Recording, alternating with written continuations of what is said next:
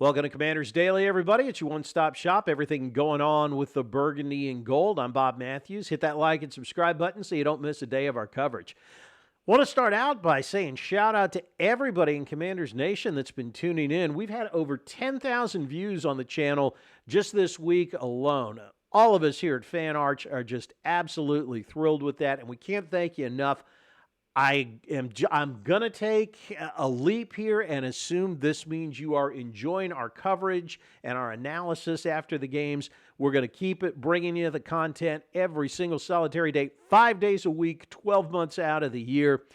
If you want to know what's going on with the Local 53, we are here to bring it to you. So without any further ado, let's get into this week. Second day of practice is in the books. Commanders will practice again today. There is some injury news. We'll go over that in a couple of minutes. But some news and notes for today. Congratulations to Bill Merritt, Rookie of the Week. Not really surprising considering 111 yards on the ground, 39 through the air. Yet it's looking like this is a hit for Adam Peters and the front office. So obviously, we know it hasn't been perfect, but just think about, how many, I know it's the oldest roster in the league. We get that.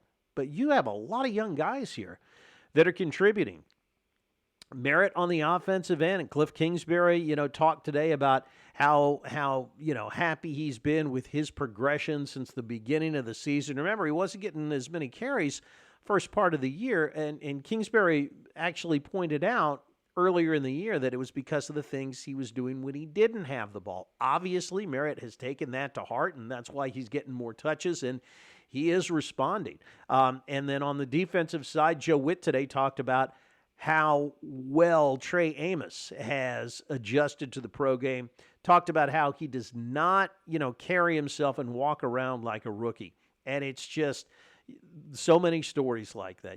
Johnny Newton, another guy who Witt said today, praised as really improving his game this year. And that is just such a change from the last few years because, you just look at all of and we've talked about it at length, all of the number one draft picks that Ron Rivera and the Marty Party whiffed on. Adam Peters is turning it around quick. The roster obviously isn't anywhere near where he wants it to be. But I think, the track record suggests that as the year goes on, you're going to see more and more quality players being added to this roster, young ones at that. So one of the things that I was thinking about earlier today and I wanted to check out, obviously, if you go online, you see Bears fans chirping about this game.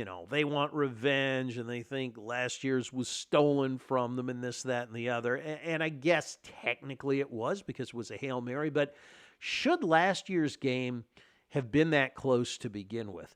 I went back and looked at the tape, and the answer on that is no. I don't know if you guys remember, but Commanders gained well over 400 yards. Even taking the Hail Mary out of it, the offense still produced over 400 yards of offense. And really, if you think back, this game should have been over at halftime. I took some notes here after looking at the game tape, but if you remember, they were in the red zone 3 times in the first half and came away with 9 points. It's not just that they were in the red zone and you would say, okay, well, yeah, all right, they got inside the 20 and things fizzled out for one reason or another. No, that wasn't it at all. First trip last year to the red zone, Jaden Daniels hit Luke McCaffrey. Unfortunately, he couldn't stay in bounds. He was pushed out of bounds. Again, those things happen, but it wasn't like there wasn't a chance there. Second trip to the red zone, there was an incomplete pass to Austin Eckler on 3rd and goal. Would have been stopped short anyways. So that field goal you could say was somewhat legit. But then the third trip to the red zone in the first half, Jaden put one right on the money to Zach Ertz, and it was a rare drop from Ertz. So 3 trips that really should have gotten them 17 points, resulted in just 9. And I think, you can look at that and say with, a lot of the same, most of the same guys back this year, the Bears think, oh, well, they can come in and pull it off. I think that there is a very good chance that Monday night could be an even more convincing win for the Commanders than, say, last week was. We shall see, against even a more convincing win than it was against Los Angeles last week. Again, we shall see. We know the Commanders have had trouble in recent years in prime time, but if there was ever a time to break out of that, it's going to be this game.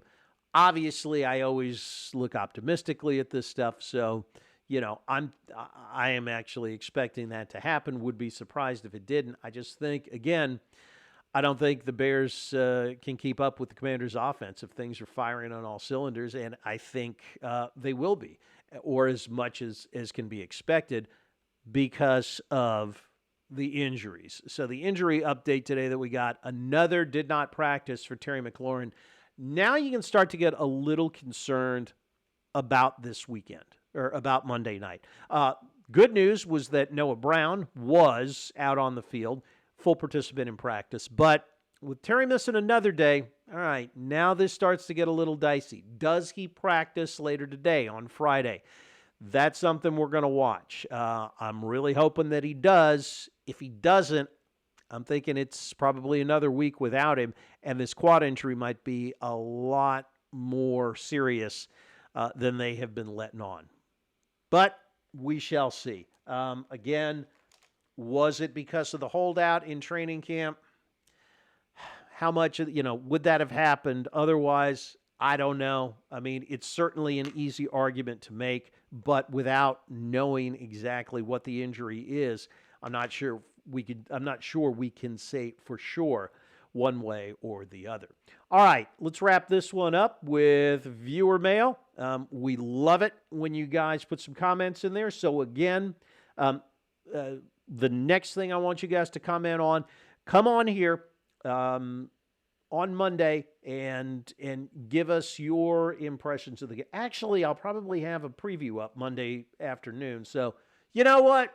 You can take the day off if you want, or drop a comment on anything you want. Open Comment America. How about that? Open Comment America for our Monday edition that will, tape over the weekend. All right, so let's hit it. See what we got here. Hey, shout out to our guy Terry Windsor in Cardiff.